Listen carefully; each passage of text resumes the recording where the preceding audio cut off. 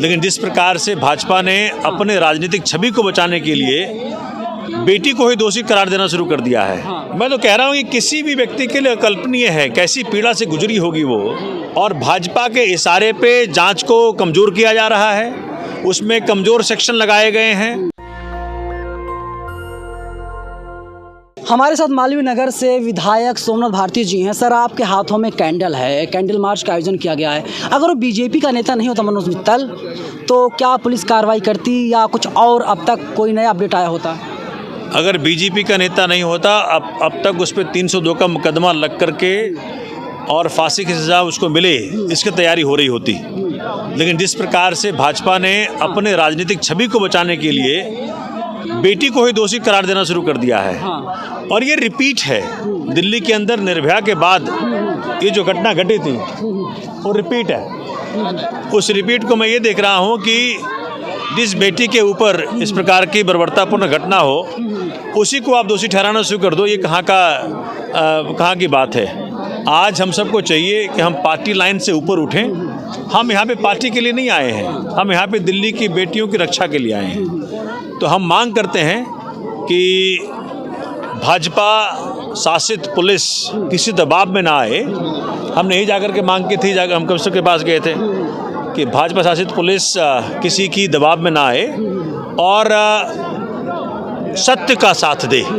उस बेटी की बर्बरतापूर्ण हत्या जिसने की। आप वकील भी हैं, मैं उस नज़रिए समझना चाहता हूँ। टीवी वाले कह रहे हैं कि जो है कि दिल्ली पुलिस पूरे मामले को निपटा देती एक्सीडेंट कह करके, 302 अब तक नहीं लगाया गया है। तो क्या सोचते हैं आप? मैंने मांग की है, चूँकि मैं वकील के रूप में भी कह रहा हूँ, इसमें 302 का मुकदमा बनता ही बनता है। और ये rarest of the rare case है, क्योंकि 12 किलोमीटर तक किसी की बॉडी को आप इस प्रकार से, मतलब असहनीय है, अकल्पनीय है। सोच ही नहीं सकते कि भाई ऐसा कोई कर सकता है क्या? तो ऐसा कोई दाना भी होगा जो ऐसे हरकत कर सकता है। लेकिन वे लोग तो शराब के नशे में थे सर। और भाजपा के लोग इस वक्त इस कार्य में लगे हुए हैं कि किसी प्रकार से लिपापोती हो जाए। अब देखिए ना, 7 सांसद भाजपा के हैं, किसी एक का स्टेटमेंट नहीं आया अभी तक। ईरानी जी भी चुप हैं। सब चुप हैं, हर कोई चुप है। क्यों चुप है? क्योंकि भाजपा की राजनीतिक छवि ना खराब हो जाए। माननीय मोदी जी से एक ट्वीट तक नहीं आया है। ऐसी घृणित कार्य दिल्ली में हुआ, भारत के राजधानी में हुआ जहां वो रहते हैं, और मोदी जी ने एक ट्वीट तक नहीं किया है। अगर कोई अलास्का में कहीं फॉरेन में कुछ हो जाए तो फटक से ट्वीट आ जाएगा उनका। तो अपने घर की दिल्ली की बेटी के साथ बर्बरतापूर्ण हुआ है, आपको शर्म नहीं आती?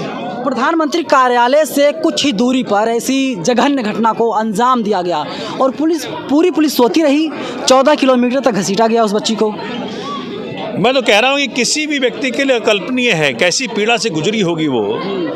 मतलब उस पीड़ा को सोच करके हम सिहर उठते हैं।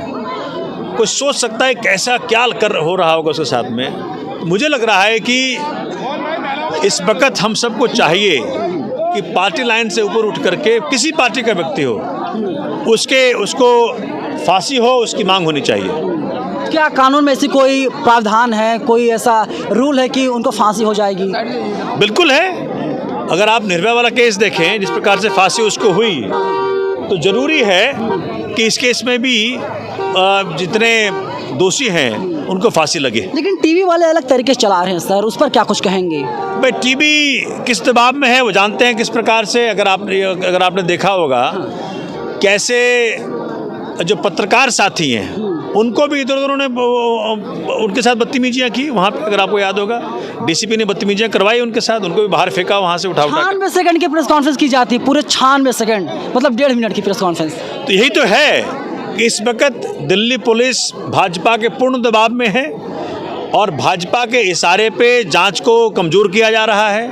उसमें कमज़ोर सेक्शन लगाए गए हैं जो कि बहुत ही निंदनीय है और बहुत दुखद है। आप सोच के देख सकते हैं, किसी की बेटी भी हो सकती है ये।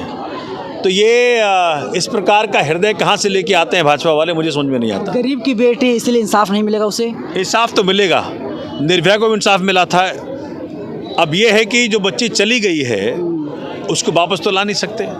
लेकिन दिल्ली पुलिस ने जो क्लेम किया था कि हमारे पास पूरी व्यवस्था है, हमने पूरा नंबर 1 पुलिस है, नंबर 1 पुलिस है और हम व्यवस्था है कि हमने कितने 32,000 कितने आदमी को तैनात कर रखा है 1 जनवरी को देखते हुए, तो सब खोखले साबित हो रहे हैं। जो सोमनाथ भारती जी बोल रहे हैं, आप विचार कीजिएगा, और वास्तव में अगर बीजेपी का नेता मनोज मित्तल ना होता तो अब तक शायद और कई धाराओं में केस दर्ज किया गया होता और उसको सज़ा सुना दी गई होती, मामला कोर्ट में चला गया होता। लेकिन पूरी तरीके से बचाने की कोशिश की जा रही है भारतीय जनता पार्टी द्वारा, दिल्ली पुलिस द्वारा।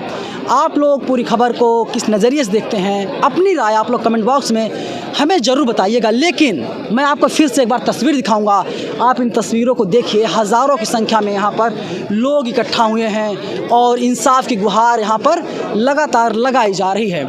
कैमरा पर्सन शिखा के साथ में नवीन कुमार नंदन, नेशनल दस्तक, जंतर मंतर, दिल्ली। नेशनल दस्तक की आपसे गुजारिश है कि अगर इसको बचाना चाहते हैं तो नेशनल दस्तक को सब्सक्राइब करने के लिए रेड कलर के सब्सक्राइब बटन को दबाएं, फिर बेल आइकन की घंटी दबाएं। नेशनल दस्तक को बचाने के लिए बहुत जरूरी है कि हर खबर को शेयर करें, लाइक करें, कमेंट जरूर करें।